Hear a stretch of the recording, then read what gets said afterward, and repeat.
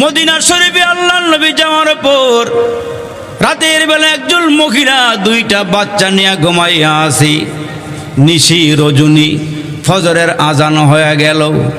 হযরতে বেলাল রাস্তায় বের হইয়া একটা আওয়াজ দিলেন। কি আওয়াজ?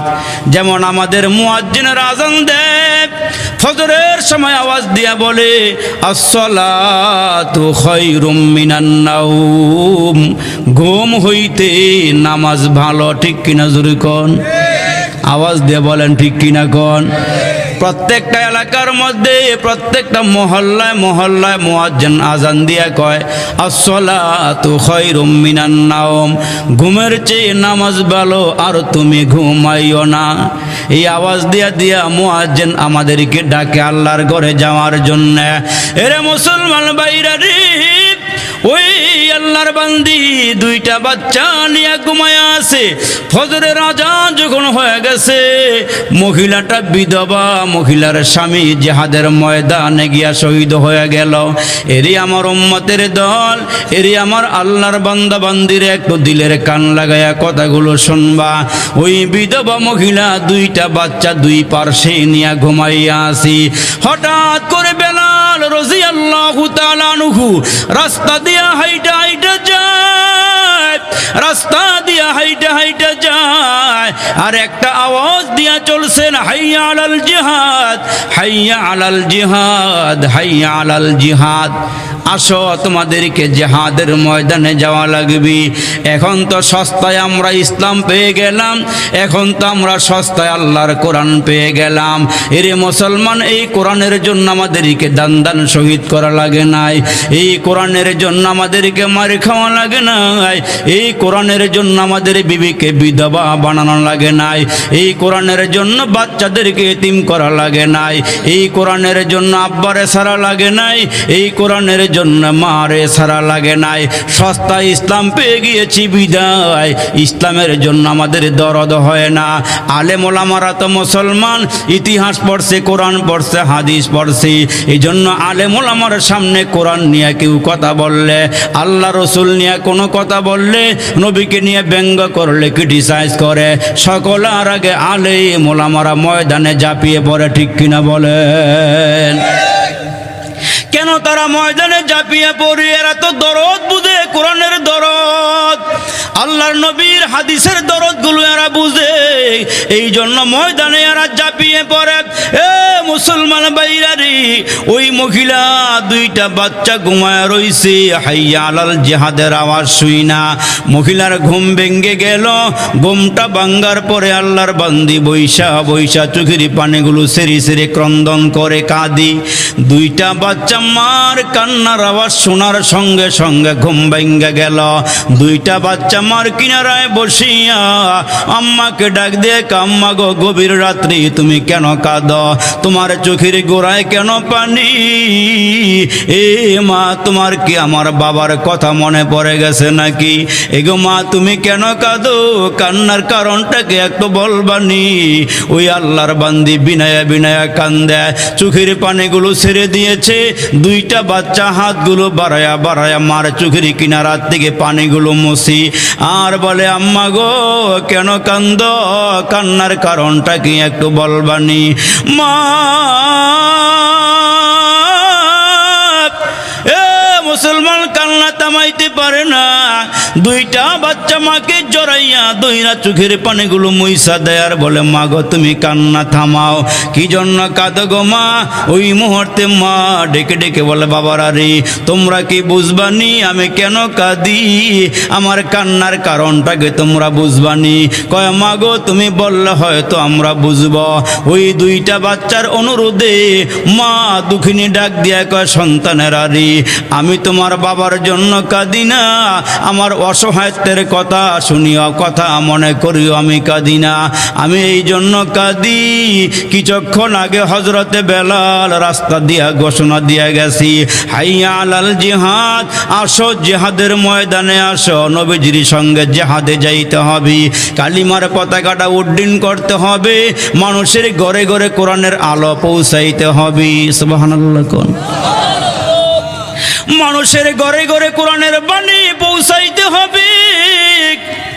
এ বান্দারা চলে আসো, নবীজির পিছনে নামাজ আদায় করো।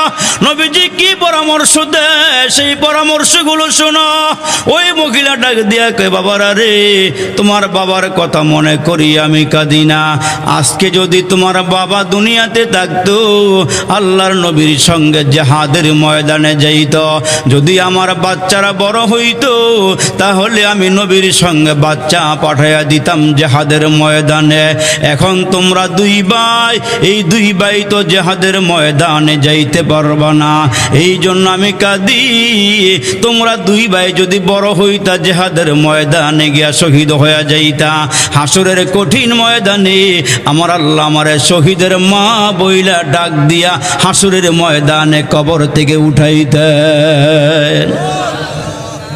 ওই দুই বাচ্চায় কি কয় শোনেন। ওই দুইটা বাচ্চা ডাক দিয়া কয়, মা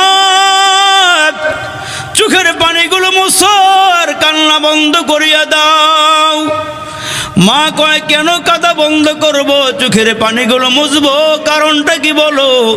ওই দুই বাচ্চা ডাক দিয়া কয়, আম্মা গো, আমাদের দুই ভাইকে নবীজির কাছে লইয়া যাও। সুবহানাল্লাহ কর না। আমরা দুই ভাইকে আল্লাহ নবীর সামনে নিয়ে যাও। কয়, কি করবা? আম্মা গো, নবীজির কাছে গিয়া বলবো আমরা দুই ভাই কি করব। মা দুই ভাইকে নিয়ে রওনা হয়ে গেলাম। এরা মুসলমান, মা দুঃখিনী দুই ভাইকে নিয়ে রওনা হয়ে যায়।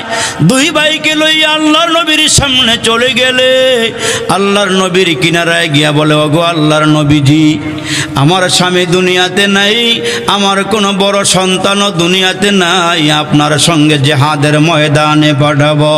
ওগো নবীজি, এই দুইটা বাচ্চা লইয়া আপনার সামনে হাজির হয়ে গেছি। আমার নবী ডাক দিয়া কয়ে, গো আল্লাহর বান্দি, এই দুই বাচ্চা দিয়ে আমার কি হবে? এরা না ঢাল ধরতে পারবে, না তীর ধরতে পারবে, না বল্লম ধরতে পারবে, না এরা জিহাদের ময়দানে গিয়ে জিহাদ করতে পারবে।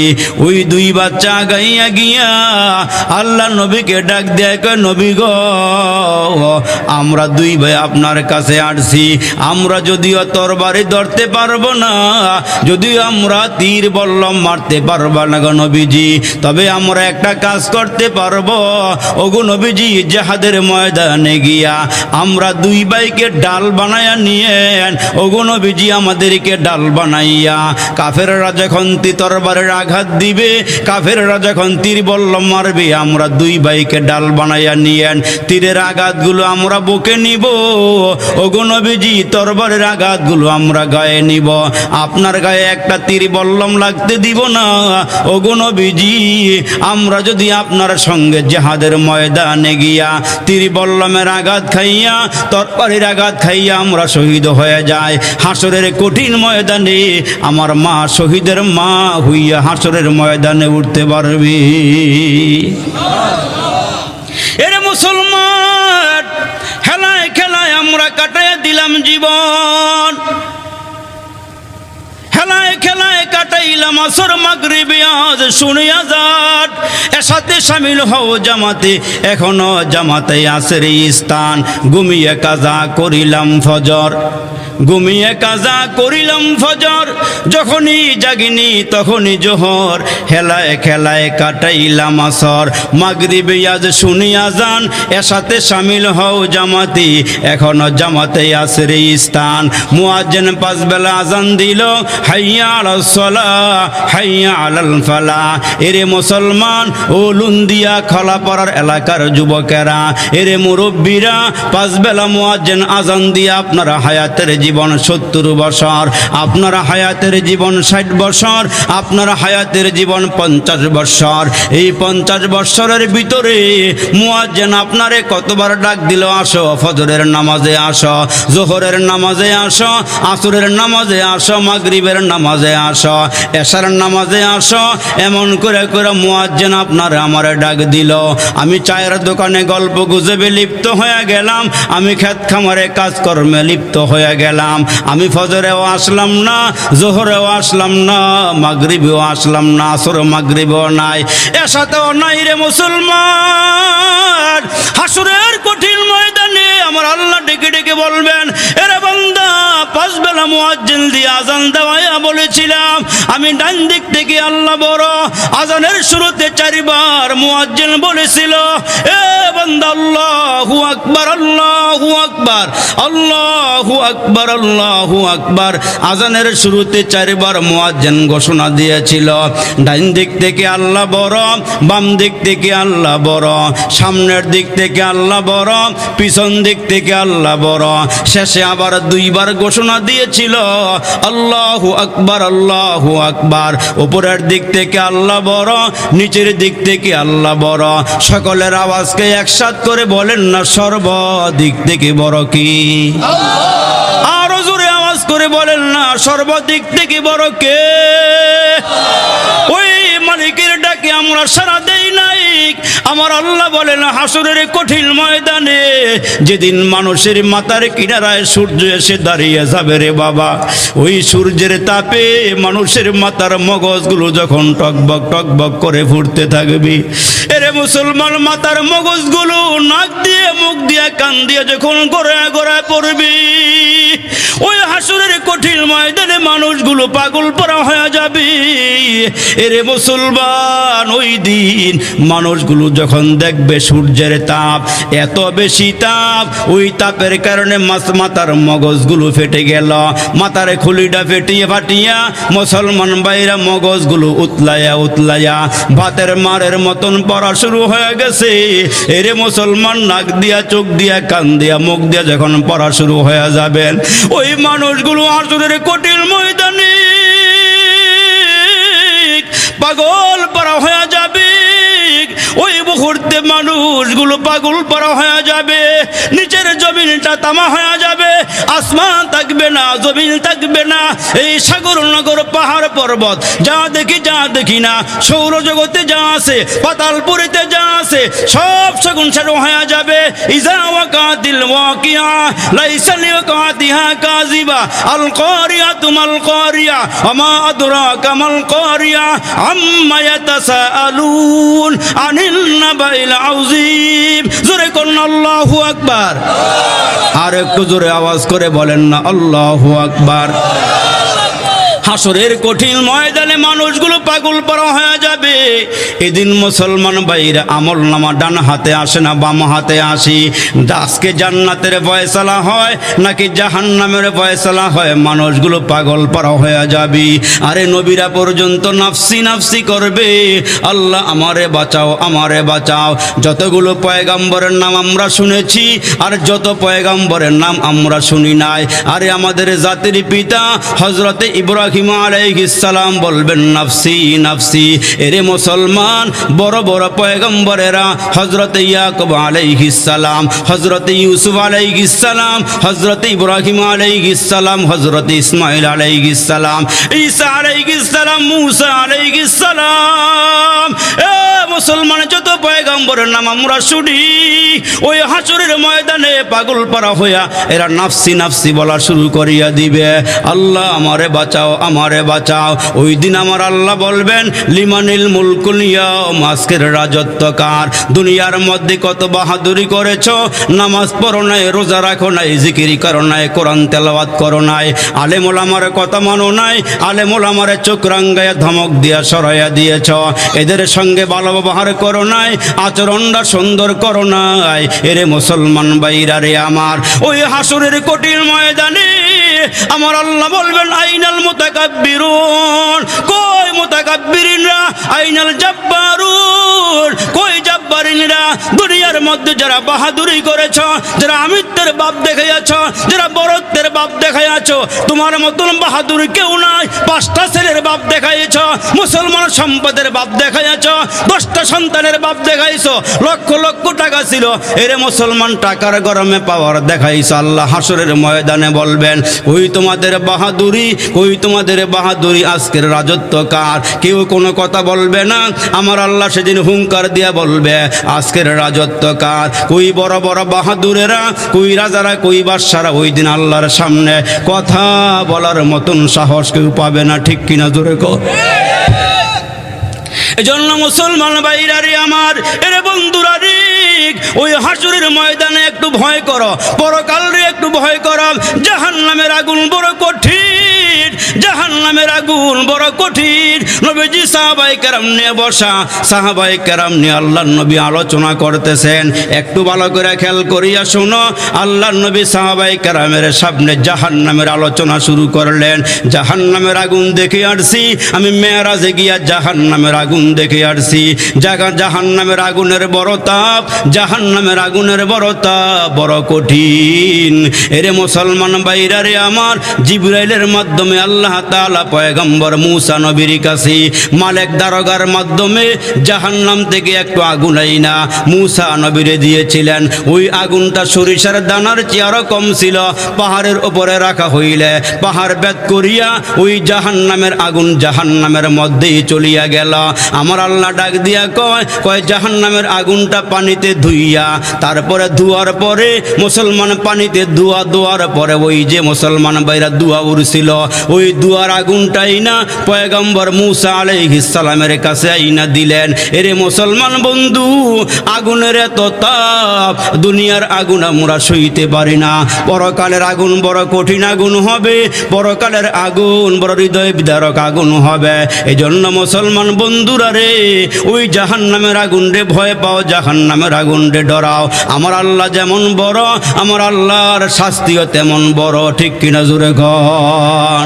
এরে মুসলমান, এ আমার বাবাজিরা রে, আমার সামনে বয়ান করতেছেন। হঠাৎ করে একটা আওয়াজ, বিকট আওয়াজ সাহাবীদের কানের ভিতরে আসলো।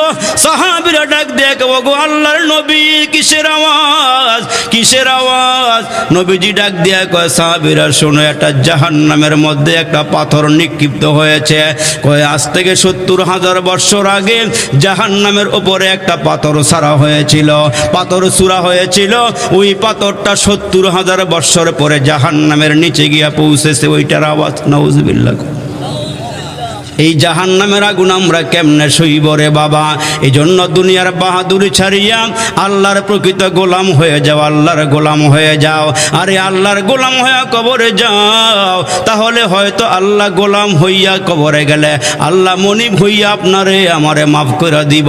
যেমন মুসলমান ভাইরা, নবীজির নাতি হযরতে হুসাইন রাদিয়াল্লাহু তাআলা আনহু আর হযরতে আব্দুল্লাহ ইবনে ওমর, হযরতে ওমরের ছেলে আব্দুল্লাহ, দুইজন কাঁধে কাঁধ লাগাইয়া, কাঁধের উপরে হাত দিয়া রাস্তা দিয়া হাইটা হাইটা সামনের দিকে রওনা হয়ে গেল। এরে মুসলমান, হযরতে হুসাইন রাদিয়াল্লাহু তাআলা আনহু আর হযরতে ওমরের সন্তান হযরতে আব্দুল্লাহ দুইজনে কাঁধে কাঁধ মিলাইয়া রাস্তা দিয়া হাইটা যায়। এক কথায় দুই কথায় দুইজনের মধ্যে কথা কাটাকাটি হয়ে গেলে, আমরা তো কথা কাটাকাটি হইলে কত গালিগুলোজ করি, কত মারামারি পিটাপিটি শুরু করি। দুইজন ছেলের মাধ্যমে ঝগড়া হইয়া পুরা মহল্লার মধ্যে ছড়াইয়া যায়, ঠিক কিনা জোরে কন।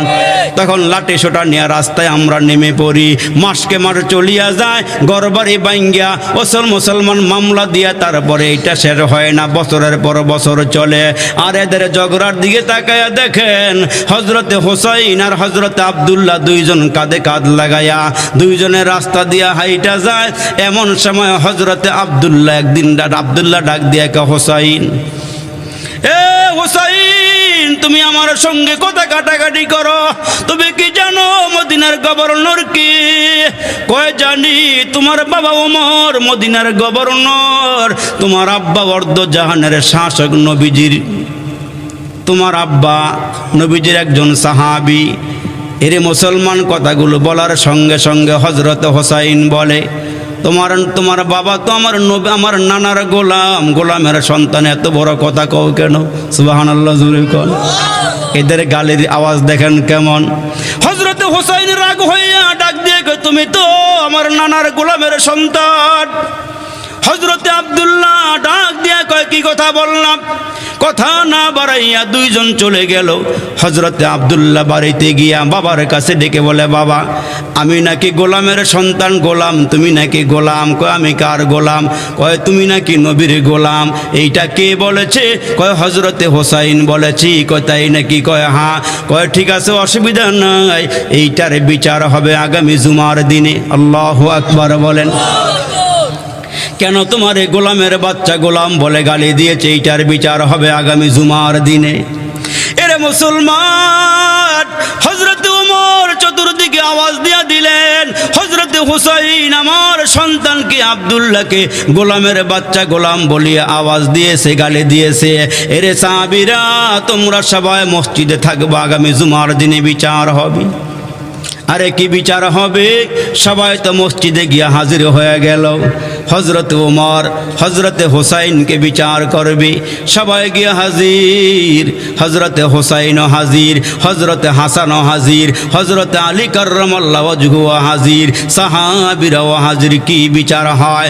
হযরতে হুসাইন রাদিয়াল্লাহু তাআলা আনহু মসজিদে বসা, বাবা হযরতে আলীও বসা। এরে মুসলমান, হযরতে ওমর রাদিয়াল্লাহু তাআলা আনহু মদিনার মসজিদ নববীর মিম্বরের মধ্যে দাঁড়াইয়া ডাক দিয়া বলেন, হুসাইন আপনি কি আছেন? কয় আসি, লাব্বাইক। হযরতে হাসান কি আছেন? কয় আসি, লাব্বাইক। হযরতে আলী রাদিয়াল্লাহু তাআলা আনহু আপনি কি আছেন? কয় লাব্বাইক, হাজির। কয় আপনারা তিনজন সামনে আইসা হাজির হন। তিনজন সামনে গিয়ে হাজির। এরে মুসলমান, তিনজন সামনে গিয়ে হাজির। এরে বাবাজিরে আমার, হযরতে ওমর রাদিয়াল্লাহু তাআলা মিম্বরে দাঁড়ায়া ডাক দিয়ে বলেন, হুসাইন এরে আব্দুল্লাহ দাঁড়াও, তোমারে কি গালি দিয়েছে বলো। সমস্ত সাহাবীরা তাকাইয়া আসি, কি বিচার হয়, কি বিচার হয়? হযরতে আব্দুল্লাহ দাঁড়ায়া ডাক দিয়ে বলেন, বাবা ওই দিন দুইজনে আমরা রাস্তা দিয়ে হাঁটতেছিলাম, কাঁধে কাঁধ মিলাইয়া, হাতে হাত লাগাইয়া। এক পর্যায়ে হোসাইন রাগ করি আমারে বলে, আমি নাকি গোলামের বাচ্চা গোলাম, আপনি অর্ধজাহানের শাসক। আর হযরতে হোসাইন বলে, আমি নাকি গোলামের বাচ্চা গোলাম, বিচার করেন। হযরতে ওমর দাঁড়ায়া ডাক দিয়া বলেন, ও হোসাইন আপনি কি এই কথা বলেছেন আমার সন্তান আব্দুল্লাহকে? কয় হ্যাঁ বলেছি। বলা করে বলেন, আপনি কি এই কথা বলেছেন আমি গোলামের বাচ্চা গোলাম, আমার সন্তান গোলামের বাচ্চা গোলাম, আপনি কি এই কথা বলেছেন? কয় হ্যাঁ বলেছি। কয় কেমনে বললেন? কয় আপনি বুকে হাত দিয়ে বলেন, আপনি কি আমার নানার গোলাম নন? বড় করে কর না সুবহানাল্লাহ। হযরতে হুসাইন সবার সামনে চোখের পানিগুলো ছেড়ে দিয়া কাঁদিয়ার বলে, হুসাইন আপনি এই কথাটা মুখে বললে হবে না, আমি কাগজ কলম দেই, আপনি কাগজের মধ্যে লেখেন আমি আপনার নানার গোলাম, এইটা লেখা আপনি কাগজের মধ্যে সাইন করিয়া দেন। হযরতে হুসাইন বলেন, এইটা লেখা সাইন করে দিলে কি হবে আপনি বলেন? আপনি সাইন করিয়া দেন। হযরতে হুসাইন কাগজের মধ্যে লেখা সাইন করে দিল, হযরতে ওমর আমার নানার গোলাম। হযরতে হুসাইন এই লেখাটা লেখার পরে ওই কাগজটা হযরতে ওমর হাতে নিয়ে বুকে লাগায়, চোখে লাগায়, চুমা খায় আর বলে, সাহাবীরা রে আপনারা সবাই সাক্ষী থাকেন, হুসাইন বলেছে আমি নাকি গোলামের বাচ্চা, আমি নাকি রাসূলের গোলাম। যদি হাসরের কঠিন ময়দানে আমার কোনো আমল আল্লাহর দরবারে কবুল না হয়, আমি যদি আল্লাহর দরবারে গৃহীত না হই, আমি এই কাগজটা আল্লাহর সামনে ধরিয়া বলবো, আল্লাহ আমি তো দুনিয়া থেকে কিছুই আনতে পারি নাই, তবে নবীজির নাতি হুসাইন বলেছে আমি নাকি নবীর গোলাম। নবীর গোলাম কোনোদিন জাহান্নামের আগুনে জ্বলতে পারে না। এরে মুসলমান, আমরা আল্লাহর গোলাম হয়ে কবরে যাইতে চাই। এরে মুসলমান, আল্লাহর গোলাম হয়ে কবরে যাও। সময় হয়ে গেছে এখন আল্লাহর ডাক দেওয়ার। আল্লাহ বলেন, ফাফিরু ইলাল্লাহ, তোমরা আমার দিকে ফিরে আসো। ইয়া আইয়ুহাল্লাযীনা আমানু তুবু ইলাল্লাহ, এরে বান্দা তোমরা তওবা করো, গুনার জন্য মাপ চাও। আল্লাহ বলেন, ইয়া আইয়ুহাল ইনসানু মা গররাকা বিরাব্বিকাল কারীম, কারীম রব ডেকে ডেকে বলেন, এরে বান্দা তুমি কেন গুনাহ করো, তুমি কেন নাফরমানি করো? এরে ইনসানের দল, হে মানুষের দল, তোমরা কেন নাফরমানি করো? কেন আমার গোলামি করো না? কেন আমার দাসত্ব করো না? কেন আমার বন্দেগী করো না? আমি আল্লাহ তোমাদেরকে অনার্থক বানাই নাই, আমি আপনাদেরকে একটা ওয়াদা করাইতে চাই। এরে মুসলমান, একটা ওয়াদা করবেন। ওয়াদা মানে এইখানে বৈশা সবাই হাতগুলো উঁচু করে বলবেন, আল্লাহ আপনি আমাদেরকে যেই হুকুম করেছেন 5 ওয়াক্ত নামাজ, আজকের থেকে ওয়াদা করতেছি আল্লাহ আমি আর গুনাহ করব না। আল্লাহ 5 ওয়াক্ত নামাজ পড়বা কারা কারা আছেন একটু হাত আল্লাহরে দেখান। সবাই পারবেন ইনশাআল্লাহ। তাইলে আমার সঙ্গে তাকবীর দেন, নারায়ে তাকবীর, আওয়াজ করে নারায়ে তাকবীর। কোরআন সুন্নাহর আলো, কোরআন সুন্নাহর আলো আল্লাহ কবুল করে বলেন আমিন। তাইলে মুসলমান আমরা বালেক পুরুষ যারা আছি 5 ওয়াক্ত নামাজ পড়ব, সামনে রমজান মাস আসতেছে, রোজা রাখব, পারবো ইনশাআল্লাহ, পারবো ইনশাআল্লাহ। আর গুনাহ করব না। সবাই বলতে পারেন না মনে, একটু হাতগুলো উঁচুর দিকে উপরে উঠে লারা দিয়ে এখন, আর গুনাহ করব না, আর মারামারি করব না। আওয়াজ হয় না, এটার সময় আওয়াজ নেই। আর মারামারি করব না, সবাই এক হয়ে যাব, সবাই নেক হয়ে যাব। আল্লাহ কবুল করুক, সকলে বলেন আমিন। রাগ করছেন, মনে কষ্ট পেয়েছেন? এরে মুসলমান ভাই ভাই হইয়া চলেন, আমরা মুসলমান ভাই ভাই। আসুন সবাই কাঁধে কাঁধ মিলে, হাতে হাত মিলে এক এবং নেক হয়ে যাই, গুণামুক্ত জীবনযাপন করি। এই গ্রামে এত আলেম আমি অনেক খুশি হয়েছি মাশাআল্লাহ। এই গ্রামে বড় বড় যোগ্য আলেম, আরে যিনি আমার পাশে বসা আছেন ওনার জুতাগুলো সোজা করার মতন মুসলমান ভাইরা সেই মেধা, সেই বুদ্ধি আমার নাই, সেই জ্ঞান আমার নাই। হুজুরের কাছে এখনও আমার পড়ার অনেক কিছু বাকি রয়ে গেছে, পড়তে পারবো এমন একজন যোগ্য আলেম এই গ্রামের ভিতরে আছে। এই গ্রামে অনেক ওলামাই কেরাম আছে, আপনারা ধন্য যে এই গ্রামে আলেম ওলামা থাকে, এই গ্রামে রহমত থাকে। আর এই গ্রামে আলেম থাকলে লাভ কি? আলেমরা যখন কবরের কিনারা দিয়ে হাইটা যায়, আল্লাহ কবরের গুনাহ খাতা মাফ করে দেয়, কবরবাসীকে আল্লাহ নাজাত দিয়ে দেয়। এই জন্য আমি মেহমান, আমি চাইতেছি যে হজরত কিছু কথা বলবেন, হজরতের সঙ্গে আমরা সবাই মুনাজাত করে যাব, পারবো তো ইনশাআল্লাহ? সবাই পারবো তো ইনশাআল্লাহ? আমি হুজুরকে অনুরোধ করব বিনয়ের সাথে, হজরত যেন কথা বইলা আপনাদেরকে নিয়ে দোয়া করে ইনশাআল্লাহ। আমি দোয়া করব না, তার কারণ হুজুরের সামনে আমার দোয়া করার যোগ্যতা নেই। মেহমান হিসাবে আসছিলাম, কয়েকটা কথা বলছিলাম।